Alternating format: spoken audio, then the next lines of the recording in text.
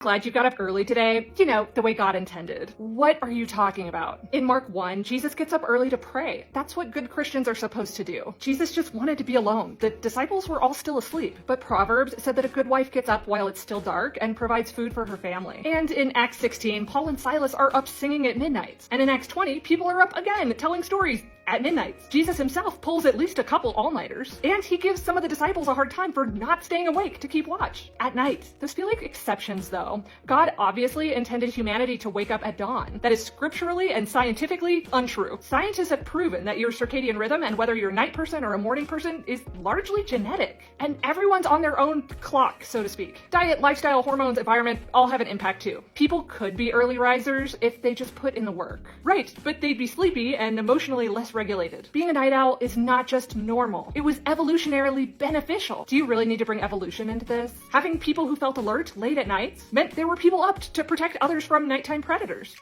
The Journal of Neuropsychopharmacology published an article in 2020 that identified negative health consequences on people whose waking hours didn't line up with their ideal circadian timing. Well, if we're just gonna pull things from science, I found a study saying early birds have better mental health. Did you see that the senior author on that study said that's likely the case because morning people's sleep schedule lines up with a 9 to 5 workday? People just need to adapt. A lot of us do. And maybe it's good to acknowledge being up at 5 a.m. is not easy for many people, nor is it healthy. And that there's a lot of diversity within human sleep patterns, genetically. And maybe it's helpful for schools and companies to recognize that they're not getting the best out of a good portion of their students and employees who would be much more energized later in the day. I'll pray for you.